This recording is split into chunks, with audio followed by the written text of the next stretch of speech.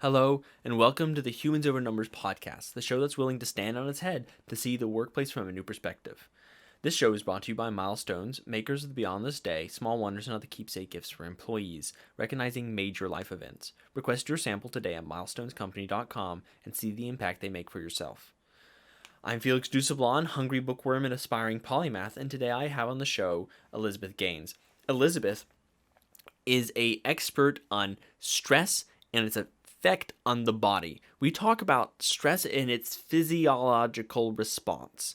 Now, this means your body's reaction, chemical, like muscles, hormones, what's going on in your body. We talk a lot about the hormones cortisol, but we also talk about the lasting impacts of this. Now, this is important to understand because stress isn't just something in your mind. It's not, oh, I've got a lot on my plate, I've got this, but it's actually something that's happening inside of you. It's coursing through your blood. It's coursing through your veins. And so it is really important for us to understand what it is and what it's doing.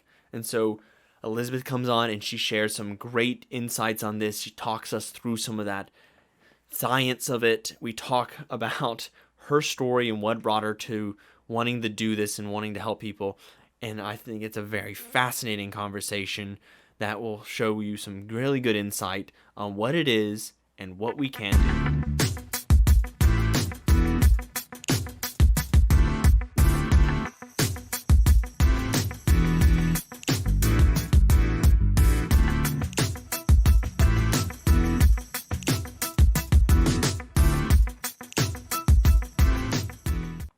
Hello, everybody, and I'm here with Elizabeth Gaines, a functional health practitioner and founder of Whole Wellness. We're here to talk about stress, and specifically stress is physiology and its effect on the body, especially its lasting effect on the body. So let's do a quick introduction to your work. You study stress and its effects it has on the body, and how do you measure and test that? Well, it's so interesting. You can measure stress on the body in many different ways because stress challenges what is called our vital reserve. So basically, our vital reserve is like our savings account. It's our body's savings account. And every single stressor in our life calls upon us to pull out of the savings account to cover that expense so that we can raise our cortisol and then bring it back down into homeostasis. So our goal is to be in homeostasis. And we are designed for these acute episodes of stress. So somebody cuts in front of you in traffic and your cortisol goes way up and then it comes back down. Or, you have a fight with your spouse and your cortisol goes way up and then it comes back down. So the body is paying out of the savings account to get you back in balance. Now, what happens when we are in chronic stress, which we are not designed to be in, is that we're constantly paying out of the savings account and we're never replenishing the savings account. So our personal savings accounts in our bodies, we don't know how much is in them. It's a big question mark. It depends on your genetics. It depends on how healthy you are. It depends on the inputs that you put into your body and how well you can use them. So when we are measuring the effect of stress on our bodies through lab work, we're really looking to see how much is left in the savings account, or are we living on credit? And most of us, having lived in chronic stress for decades, are now living on credit. So what I do is I evaluate our 6 foundational systems, which I call the hidden systems. So that is our hormones, our immune system, our detoxification, our digestion, our energy production, and our nervous system. So I'm going to look in each of those systems and see if we still have savings or if we are in debt. And then I'm going to come in and correct where I see that we have spent our savings account. Okay. Wow. Okay. So I was thinking when you were talking about like the energy reserves, or the borrowed systems, in my mind, I automatically went to like glycogen stores, which are stored like in the muscle and like that quick energy release. And like in my mind, like that's the only reserves we have minus the long-term in the fat stores. Like those are the only energy reserves I have in my mind that are longer term. Yeah, but you do have like the ability to generate vitality from Mm-hmm. within you, right? And Right. so like if your glycogen stores are working well, then great, you have instant energy. If your inner vitality is challenged, then your glycogen stores are going to be way down. It's not going to convert properly. You're going to lose a whole lot on both ends of that process. So it's sort of like, am I reliant on these external inputs? Do I have to have coffee to get up in the morning? Or do I just like bounce out of bed and feel good? I should bounce out of bed and feel good. And if I don't, then I know I'm living on credit. Like I know that my like internal stress cup is full. Mhm. Okay. I got a bunch of things I'm thinking about like right now. Because you said the 6 things, I was writing them down as you were saying. I only Yeah. caught 4 of them, but I was like, oh, goodness gracious. I guess those things would be impacting. I just, in my mind, because my understanding of the physiology is like the immediate usage, but not as a reliant system. And so I didn't even think about it as like credit or not. I just sort of thought like you either have it, you don't, you're done when you run out. Yeah. But it makes sense because like that's how else would chronic stress work? Yeah, because I do think there is a certain amount of time that we are vital enough that we Mm-hmm. can cover those debts. Like we're still like we've got all the plates up in the air, we're firing on all cylinders, you know, we're burning the candle at both ends, and we're not supporting that with what we're with restoring and replenishing ourselves. And for a period of time, we're still fine because we've got that genetic savings account that is our vital reserve. But that comes to an end, and that's when you kind of slide down the other side and start feeling like, oh, I've got a headache every day, or I'm tired, or I can't focus as well as I did. What's wrong with me? Well, what's wrong with you is you spent all your savings.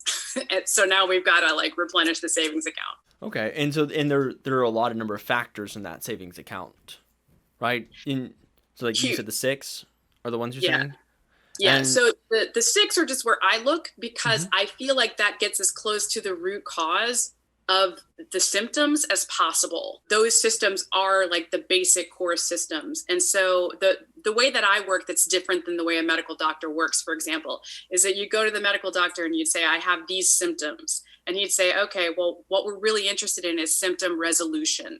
And so he's just going to give you whatever lab test will corroborate that particular symptom, or he'll give you whatever drug will resolve that symptom. But what I want to know is, why is that symptom there? Because that symptom is there not because your body just quit, or it's inconvenient, or something is broken, right? But that symptom is there because it's trying to tell you, it's trying to draw attention to itself and say, I need something. I need something. And Mhm. so I'm going to go to the 6 systems to say, who is stressed? Like, who's throwing flags on the play and saying, my savings is run out and I really need help? And I believe that if we can regenerate those systems, if we can make sure that they have what they need to function on a daily basis, that the body has an innate and ancient intelligence that will then go along and resolve its own symptoms.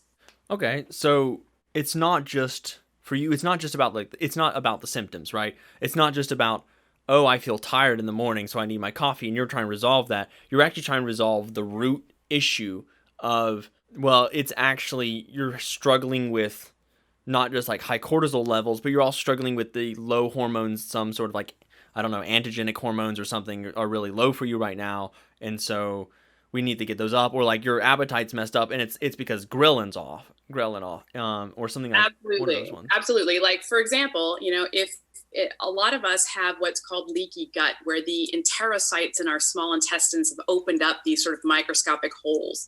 And Mm-hmm. so all of these bacteria that we're all exposed to all the time start to get into those microscopic holes in the gut and set up camp, right? So now 90% of your melatonin is made in your gut. So if it's overgrown with a bad balance of bacteria versus what should be there normally, Mm-hmm. melatonin production gets challenged. Melatonin is what helps you sleep. So now we can't sleep at night. And when I can't sleep at night, I can't heal. I can't make hormones. I can't take out the trash in my brain. Like, all of that starts to get compromised. So what is the root cause of your actual fatigue? I don't know. But I do know, like, it's going to be different for all of us. Fatigue is a very common symptom of about 1,000 ways that your metabolism can be challenged, right? So if I just go in and I make sure that the interplay between those 6 systems is working well, then I know we can get as close to the root cause as we possibly can to that fatigue. Okay. And so how do you actually measure that? Like, what do you do if a company brings you on, what do you actually do in order to first get that information and then prescribe your remedies or options? Yeah. So, in the interest of making the testing as affordable as possible, I've gotten it down to 3 tests that I feel like can really give us a good look at our 6 hidden systems. So, I do a hair tissue mineral analysis test, which is capable of showing us, since hair is an excretion pathway of the body, it shows us what the body's not able to use. And so once we know what is high in the hair, what the body has dumped, then we have a really good idea of what's low in the body and why. So, for example, our sodium and our potassium are our natural solvents. Without the right levels of sodium and potassium in our bodies, we can't keep any minerals in solution and we can't use any of them. And we need minerals for just about every metabolic process that occurs. So talk about root cause, like getting to the minerals is the root cause. So I see this a lot in hair in what's called slow oxidation, when your metabolism is slow, basically when your energetic potential is challenged. I'm going to see very low sodium and potassium in your hair and extremely high calcium and magnesium because the body isn't able to use it. It has fallen out of solution and it is being excreted by the hair. So then that gives us a really good look at some root causes. So that's one test. Okay. That test also tells us about adrenal function. It tells us about thyroid. It tells us about blood sugar. It tells us about hormones. It tells us about chronic infections. It tells us about chemical sensitivities. It does a wide range of things from the mineral perspective. The second test that I really like is a dried urine test for complete hormones, or the Dutch test. And it is a combination of saliva across 6 times during a day and urine across 6 times during the day. So we can get a really good look at your actual circadian pattern and how much it deviates from a healthy, perfect circadian pattern. And the wonderful thing about saliva and urine, looking at those 2 things in combination, is we can see from the saliva how much cortisol your body made at each time when you gave a saliva sample. And then with the urine, backing that up, we can see how much of the cortisol that you made did you actually use. Oh, okay. Wow. Yeah, so we can get at the root of that problem through many different ways. For example, some of us have a straight out production problem. Like, I made no cortisol because my adrenals are shot and I'm really in a state of exhaustion. And so my production is a problem. And you would go about that one way. But a lot of people are producing at a really high level. They're producing cortisol at a really high level. And the body is interpreting that as an assault because cortisol breaks down the body. It's very catabolic. And it does that for quick energy, right? And so cortisol also is going to shut down some really fundamental processes that are not necessary when you are under stress. Like if you're being chased by the tiger, you don't need to digest anything. You don't need to fight off infection, right? So all those things get suppressed while we're under this cortisol attack. And so if that's constant, then the body starts to say cortisol is the enemy here, and it will deactivate it as soon as it is made in order to save itself from being eaten by cortisol, basically. And so sometimes people are producing at a really high level, but just aren't using any of it because it's getting immediately converted into the deactive form. So that test reveals a lot about fatigue and the patterns in which we use things.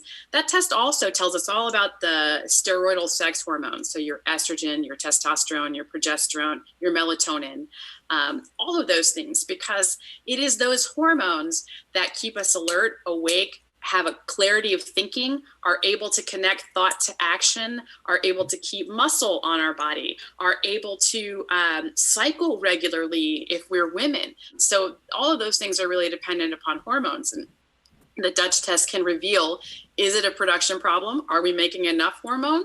Or is it that we're making enough, but we're not able to use it? So again, we get that look at what's made raw and what actually got used, and how well it's being excreted.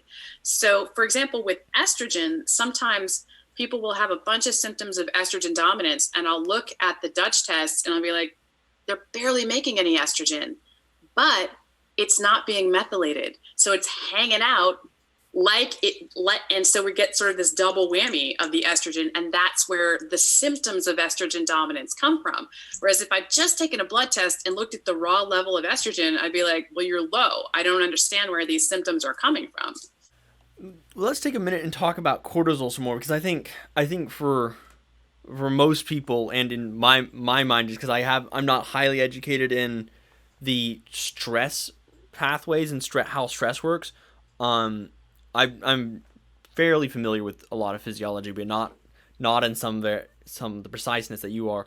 But I know cortisol is the one that most people point to as stress hormone, and I actually wasn't really thinking about it in that way until you mentioned that it's made by the adrenal system, and it just sort of caught me that that's exactly what cortisol does. Is it's the same thing as adrenaline, where our bodies go into a fight or flight reflex instead of the rest and ruminate, because your body can sit in either of those stages, rest and rumination, where your body's just prepping and energy, and it's pretty happy. It's like your body at rest and ruminate. And then you have the fight or flight reflexes, which is, interestingly enough, my bio professor also described it as being attacked by a tiger. So it's when you get like attacked, your body, it's like like making bile. We don't need bile right now. We don't need to digest. Yeah. You don't need to be doing all these dumb things that your body needs to do. I don't need to be looking for cancer, right? Like, I need to get away from the tiger. Right, and so it shuts all of that stuff off and focuses on quick energy releases. And so it starts doing a lot of pathways that are not efficient. It starts doing a lot of things. It's not cleaning out stuff like your melatonin doesn't need to be created. It's like, we don't need to sleep right now. We need to be running, right? And so adrenaline, and we get that idea with adrenaline. Your body literally shakes afterwards because the energy expenditure and stuff. You're like, whoa, adrenaline, which is why we got adrenaline junkies. But we don't got cortisol junkies, because cortisol is like adrenaline, but not as fun, right? So it's like a worse slow burn version of it, right? Well, I think we do have cortisol junkies, actually, and it's all based on the fact that the vital reserve is covering them, right? So so they're like, oh, I can take on 6 new projects, and I can work an 80-hour week, and I can raise a family, and I can have all these plates up in the air, and I feel great up until 10 years later when you don't. And then the doctor's like, well, it's aging. But it's not, actually. It's because cortisol has now broken you down to the point where you can't rebuild. Yeah. So cortisol is basically like slow adrenaline. It's like you're in a stress state. You're like, there's a tiger somewhere, I think. Yeah. I'm ready to go. Cortisol is our primary stress hormone. Adrenaline is what kicks in for ultra emergencies. But basically, what happens when the brain says we need adrenaline is right there. It kicks in within seconds. When the body says we need cortisol, it takes about 10 minutes for cortisol to get there. Interesting. Yeah. Wow. But so I can see like the effects of cortisol are very similar to adrenaline, because it's like we're in a high stress state. You don't need to be making sleep stuff. You don't need to be doing all that. You need to be going right now, and that's what stresses are. And most of our stresses in our life aren't going to be adrenaline inducing ones. They're not high emergency. Oh, I'm trying to juggle 4 things at work right now. I'm not going to get hit by adrenaline rush. Like, oh gosh, I got to meet the deadline. Adrenaline. It's cortisol, because it's not like tiger. Cortisol is the primary stress hormone of your body. Yeah. And I think it's a little less catabolic than adrenaline, which is why the body chooses to reserve adrenaline for super, super emergencies. But it is catabolic. It is absolutely catabolic. So our bodies are never designed for chronic anything. right? This is why we get carpal tunnel when we type too much. This is, we're not meant to have chronic movement. We're not meant to have chronic stress. We're not meant to have chronic disease. None of it. The body is designed for acute only, like one time in the moment, let me survive this, and then I'll figure out how to heal from it. But when every day is a bombardment of stress and there is never any downtime, that's when we start to live on credit. Can you define catabolic? I know what catabolic is, but for anyone listening who might not have, like, I have a biology background and you have a biology background, but I think some people won't know what the word catabolic means. And Absolutely. I think most people know what chronic is at this point, but if you could define catabolic and maybe chronic as well. Sure. So catabolic is anything that breaks you down. And then anabolic is its counterweight. So the body always works in teams, right? Where it's got, this is the hot side of the process and this is the cold side of the process. And we want to balance it to be that room temperature, just right process. So we have cortisol and adrenaline, which break us down, which literally eat our own muscles and release a bunch of blood sugar and raise our blood pressure and kill our pain and bring down our inflammation, and they prime us for action. It's just like break us down for quick energy. And then after the stress is over, we have DHEA and testosterone and all of that sort of androgen branch hormones that come in, and they are anabolic. They build us back up. So they are the counterweights to each other, and they're made to work in tandem. And so when the body experiences things acutely, which means just one episode and then it's done, which is the way that we have lived for 200,000 years up until the modern era. It's the way that the body is used to living. It's like, I got chased by the tiger, but now I'm back in the cave and it's cool. Like, there's no danger. I can just sit and relax. But if you get chased by the tiger and then you have to come back to the cave and like read angry emails from your boss, then there's no relaxing, right? There's nothing but cortisol hitting you, and there's no chance for the anabolic hormones to come back in and do their job of rebuilding. I think that really encapsulates like why what you're doing is so important, like understanding stresses, because if you're in a chronic state, which is happening all the time, originally it was acute, as you said, one-time instances, but now it's chronic, which means across all time, which is what chronic pain is. Chronic is all the time pain, which is something that's really bad, right? That's why it's something when doctors are like, are you having chronic pain? If you are, that's something we need to be aware of now. And so if you're having chronic catabolic reactions, you're destroying like all of your body's like whatever it's got ready to go. Yeah. And so then you're in a really tough spot as far as your body's like lifespan goes and its ability to bounce back from anything, because you're destroying everything ready to go. And you at that point start borrowing from your savings account, which is that vital reserve that you have, that ability to generate vitality and life from within. And so once that's challenged to the degree where it's gone, that's when you start having symptoms. Okay, so what are some of the things that you then prescribe or suggest people do to help them build up that vital reserve? Or like what is some of what you do after you've got that data? You're like, here's the bad news.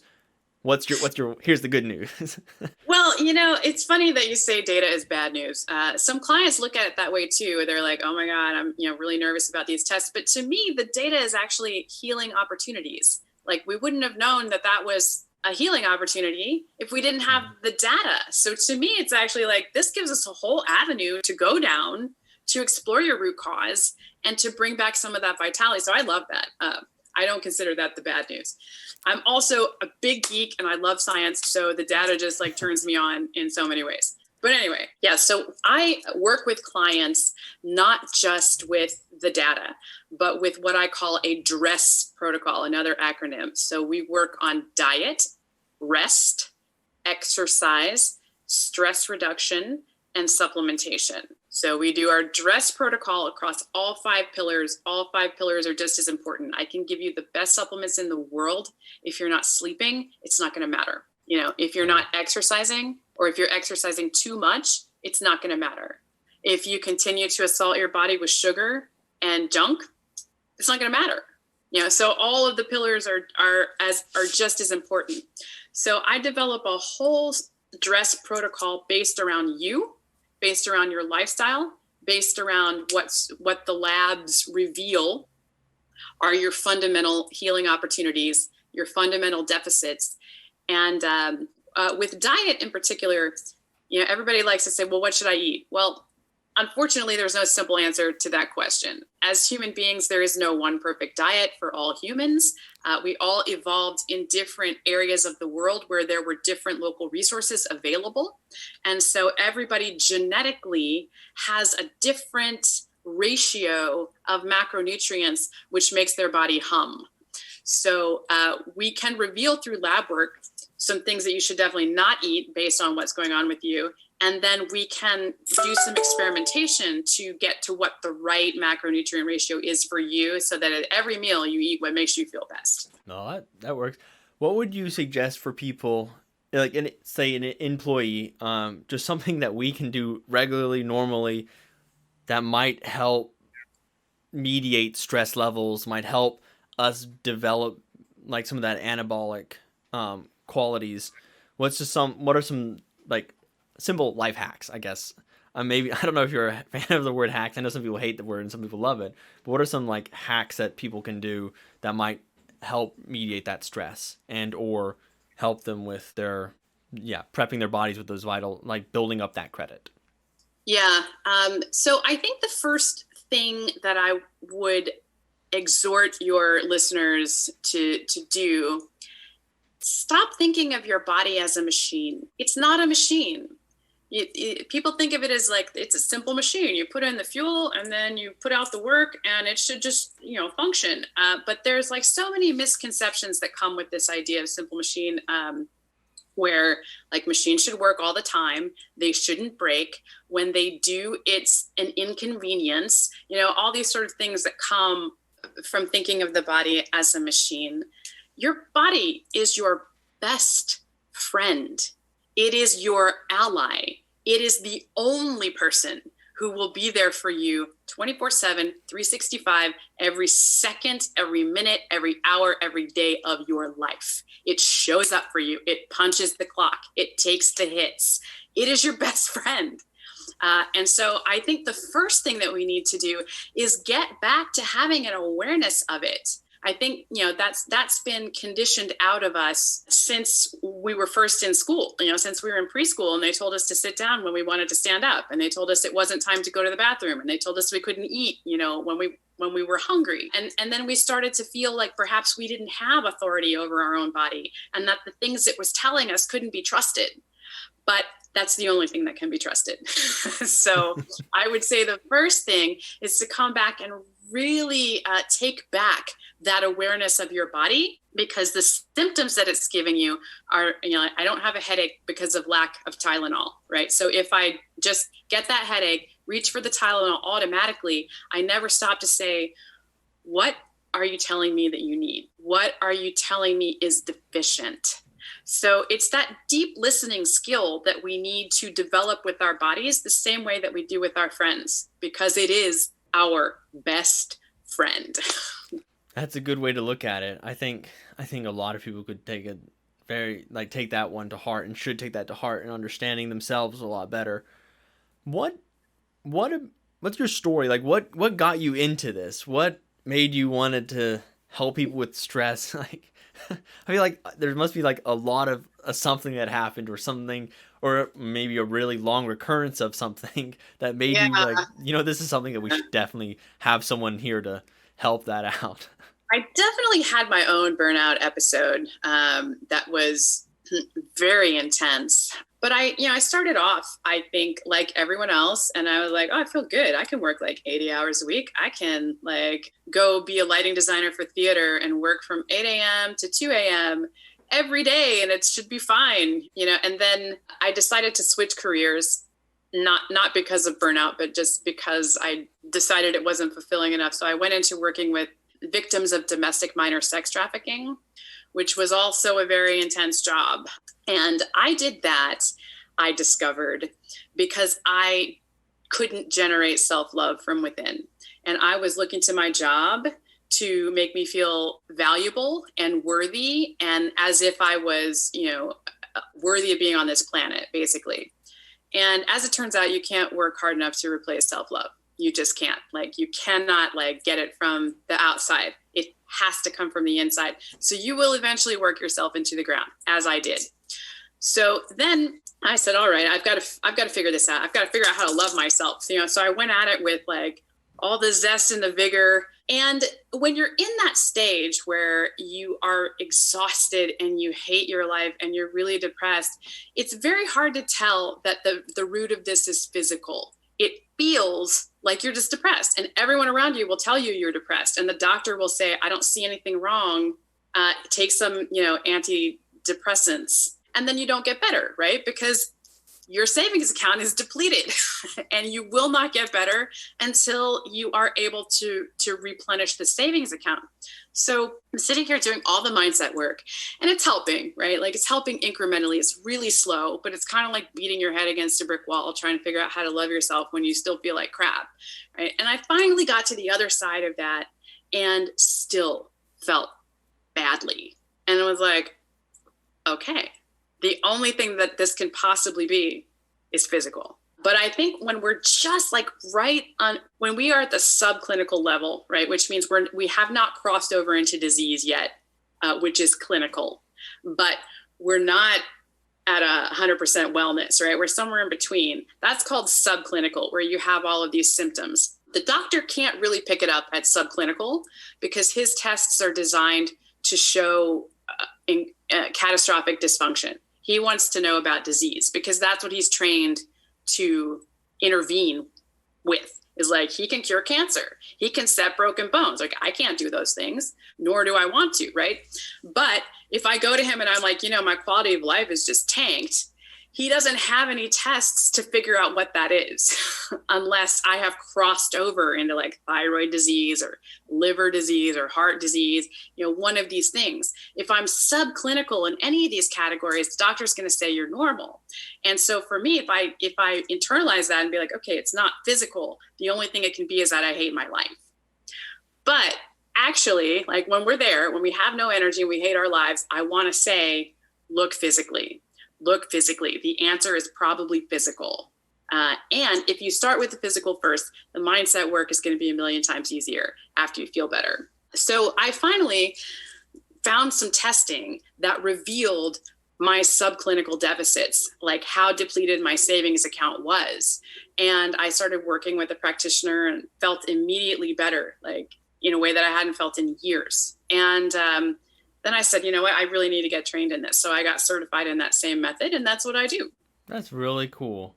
That's really encouraging.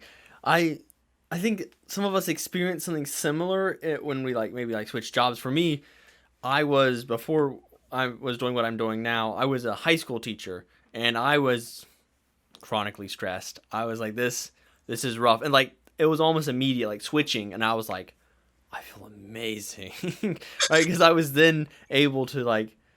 bring back in and stuff, and I think that's right. Something that we shouldn't have to get to a point where we have to go to a doctor, right? That's bad, and so we need to be able to take care of things and do a proactive approach, and so that's why I think it's so important for people to be aware of what you do, and so they're well, I mean, my employees aren't dying, so I guess we're good, but being aware that it still is causing stress and that they need to, or people should have that. I think that's something really important. I think your story is something really, really neat and inspiring and really good way to, I think, help people realize they might be experiencing something similar and maybe not to the same degrees. I mean, I'm working with high school students, I would say, is nowhere near what your second job sounded like with the children. I was I did not have to deal with that. I'm so happy I did not. And I can't imagine what that would be like. Full on.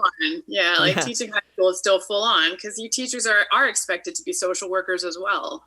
Right. Well, yeah, that was one reason it was so stressful, is there was so much going on into that job that was teaching plus trying to manage a classroom, which is not the same thing as the teaching. You think teaching, you're you tell them how to do things and they do the things, and that's not it. Yeah. It's you're mediating stress and you're stopping fights and you're trying to work around these complicated, weird social interplays that are happening sometimes. People like trying to, it was a lot, and it was stressful, and it wasn't good. But regardless, I think people will see something in like your story, like I just did, like that. I was like, I had a similar experience, and I'm lucky that that I'm able to be somewhere past that experience now and look back at it and be like, well, I'm glad I didn't stay there and like lose all my reserve. But I think Absolutely. people need to be aware that they are losing those reserves, and maybe they are in that job right now that's the one taking that reserve, and they need to be able to figure that out and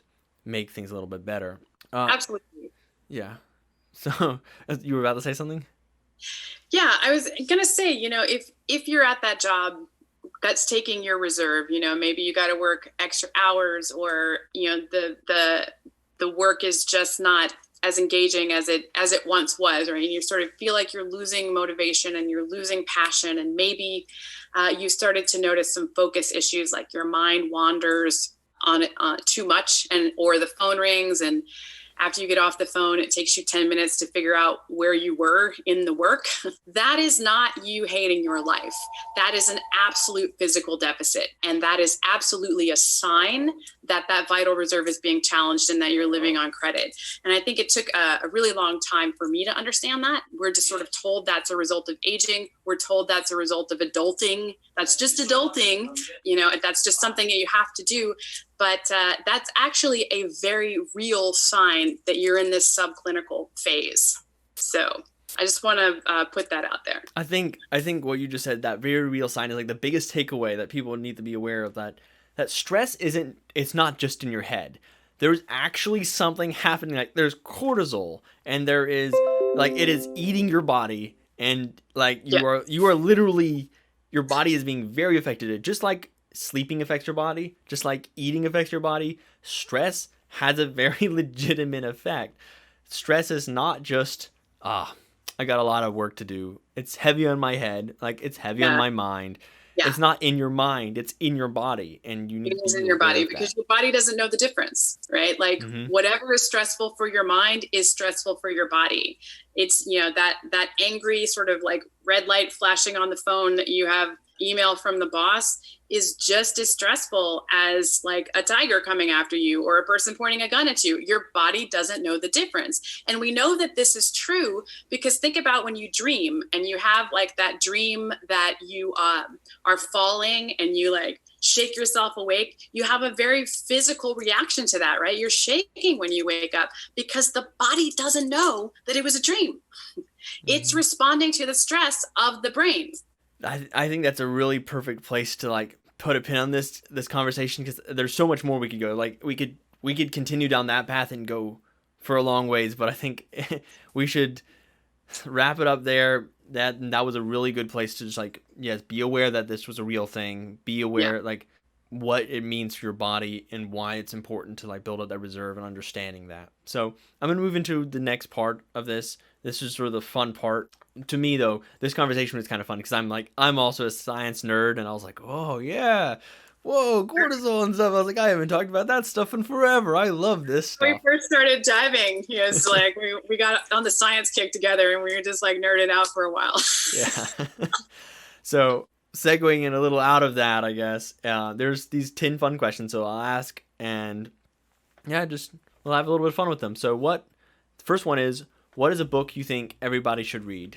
The Power of Now by Eckhart Tolle. That changed my life. Wow. All right. What was the thing that you last splurged on? A pair of pink and gray striped Oxfords from the Office of Angela Scott shoes. They are so cute. Okay. What is your most useless talent or superpower? Most useless, probably my enormous vocabulary. I feel like if I was born in 1850s Victorian England, I would fit right in. But in modern day, it often is annoying to people, and they often ask me what I'm really talking about and ask me to put it in simpler words. That's funny.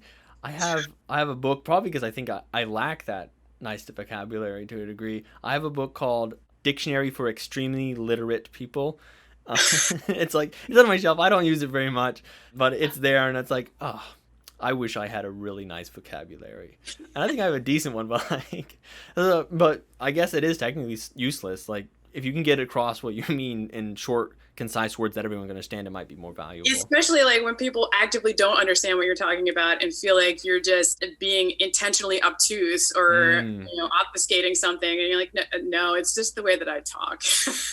Yeah, I have to be aware of that. I used to speak in a more, well, I still do to a degree, backwards fashion. So I would speak in, most people speak in active language, but mine is frequently, and I lost the word for it, but Passive. Yeah, passive. I used to speak in very passive speech patterns, and also very archaic patterns too. So I would put in inserts in like very, very long sentences with complex ideas and stuff. And I've had to like train myself, especially when I started studying science, like to be concise, to make my points with short, pointed words. Claire, yes. Yeah. Descriptive sentences, get to the point, move on. It's a skill. It's definitely a skill, and I feel like what you're describing comes from doing scholarly writing for most of your life, or reading scholarly writing, because that's how it's written, in passive voice with very long sentences. And then we just get used to speaking in that way, and people are like, I have no idea what you're saying. Yeah. Okay. So in the intent of being concise and orderly, and I think we should move to the next question. What is the most interesting thing you have seen or read this week? Most interesting thing I've seen or read this week. I'm reading this book about the founding fathers, as I'm kind of an American history buff, and they are describing the duel between Aaron Burr and James Madison, and it's really cool. That is really cool. Yeah. Yeah, I'm not a history buff, but that does sound very interesting. I'm not being dishonest with that at all. I think that is very fascinating. Okay, what would a world populated entirely by clones of you be like? Oh God, I feel like everyone would be talking a lot, and there would be a lot of vocabularies. Yeah, with the huge vocabularies, there would be a lot of feelings. There would be so many feelings. Everyone would want to live in a tropical place. Everyone would be afraid that winter is coming, not to steal from Game of Thrones. I don't know. I feel like it would be really uninteresting. I really enjoy the friction of rubbing up against perspectives that are different from mine, that challenge me to open and contort in different ways. And that really helps me expand as a human. I feel like a world populated with me would mean that my growth stagnates, and that's not a world I want to live in. So that's a really solid answer. This next one, I don't think many people give as many like really solid answers or more fun. What, as a child, did you think would be awesome, but now that you're an adult, it's like, it's not. It's not, right? I mean, I guess like working for a paycheck seems super awesome, but because I was like, oh, you don't have to like read or study or any of that. So you just get to like go to work and then come home and do whatever you want, go out to dinner and buy yourself some clothes. But actually, no, it's terrible. Yeah. Well, that's a good point. I don't think a lot of people are thinking about it. It's like, as a kid, I remember distinctly like, studying is dumb. I don't get paid for this. This is ridiculous. Right. And like, you don't often see your adults come home with homework, right? They just get to be done when they get home. That's why one reason I hated teaching is I finished school, went into teaching. I'm like, why do I still have homework? I was supposed to be done with this now. Totally. Now that I'm a functional practitioner, I do have all this homework. I go like do a bunch of workshops and learn new things, take courses. Yeah, still have homework. Yeah, that's the worst. What word is a lot of fun to say? Onomatopoeia. That is a lot of fun to say. It's exactly what it sounds like. Yeah. I love onomatopoeias. Yep. They're all fun. Yeah. What is something everyone in the world can agree on? That's a fascinating question. Everyone, I would have said recently everyone can agree on the shape of the earth, but apparently that's not true. Yeah, that's off the table. Yeah, that's totally off the table. So I guess everyone in the world can agree that puppies are adorable. Not a bad one. Yeah. It's a good thing. I agree. Yeah, right? If you could disinvent one thing, what would it be? Plastic. That's a good point. Yeah. I would just get rid of plastic immediately if I could disinvent one thing. All right. And the last question, what is one life skill that is rarely taught but is extremely useful? They tell us not to talk about money, religion, or politics. And I think that that's bred a society where we can no longer have civil discourse about money, religion, or politics. So I would really put those skills back in. Okay. So not necessarily a skill, but just like something that, like, put it back in, make it a thing again. Yeah, because I don't think it is a skill. It's a skill to talk artfully about positions with which you don't agree, and not be triggered by them. Yeah. So I would definitely put that in as a skill and say, like, these are things we don't need to avoid. These are things that we need to learn how to confront artfully. Yeah. I don't know what the one word for that skill is, but that's a skill that we need. Yeah, I think it is. I think it's just graceful discourse. Yeah. Discourse or dialogue. I don't know. Yes. Yeah. All right. Well, thanks a lot for being on the show. I enjoyed it a lot. Like, I feel like I learned so much. Yeah. Everyone listening, you can connect with Elizabeth Gaines on LinkedIn or Instagram at her handle. It's Your Health Detective, and on Facebook at Elizabeth Gaines or at Breakthrough Burnout. So yes, and I do offer a free consult. So if you would like to go to btbcall.com, you can just schedule right from there. Perfect. All right. Well, thank you so much for being on the show. I hope everyone found something useful to listen to. I know I found a lot of value in this, so I hope you do too. Until next time. Thanks for having me. Thank you for listening to the Humans Over Numbers podcast, brought to you by Milestones. If you found it informative or entertaining, please like, subscribe, or leave a comment or review. I'm your host, Felix, and until next time.